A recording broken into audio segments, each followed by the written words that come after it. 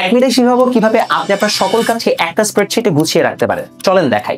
প্রথমে আমার সোশ্যাল মিডিয়াটা আমি দেখাচ্ছি। আমার সোশ্যাল মিডিয়ার মধ্যে অনেকগুলো অংশ, এখন আমার 3টা প্রজেক্ট চলছে। ফার্স্ট অফ অল দেখেন, এখানে আমরা তারিখ দিয়েছি, তারিখের পর আমরা প্রত্যেকটা ডেট দিয়েছি, প্রতিদিন আমাদের কি ধরনের কন্টেন্ট যাবে সেগুলো লেখা, তারপর প্রতিটা কন্টেন্টের হেডিং দেওয়া আছে। এটার পাশাপাশি আপনি খেয়াল করে দেখবেন আমাদের এই জায়গায় কি কি পোস্ট করতে হবে, অর্থাৎ কোন কোন পেজে পোস্ট করব, আমাদের টিম অ্যাসাইনি কে কে আছে, তাদের কাজের স্টেটাস, আমাদের ফাইলগুলো সব আমরা এক জায়গায় রেখে দিই। সো এইভাবে আমি একটা জায়গা থেকে আমার সকল সোশ্যাল মিডিয়া কন্টেন্টগুলোকে 3টা প্রজেক্টে কিন্তু একসাথে আমি দেখতে পারি। এরপরে ডিজাইন টাস্ক, আমার যারা ডিজাইনার আছে তাদের সবাইকে এখানে একটা ডিজাইনার টাস্ক দেওয়া থাকে। ভিডিও যে করবে তার হচ্ছে সব ধরনের ডিটেলস আমার এখানে দেওয়া থাকে। স্লাইড এবং ট্রান্সলেশন টিমের সব কাজ দেওয়া থাকে। আমার যতগুলো বই আছে সেগুলোর ব্যাখ্যা এবং পেমেন্ট স্টেটাস এগুলো সব থাকে। বইয়ের টিমের জন্য আলাদা টিম আছে। প্রতিজ্ঞার যে আমার একটা প্রজেক্ট, সেখানে কি কি ক্লাস যাবে সেগুলো সব গুছানো।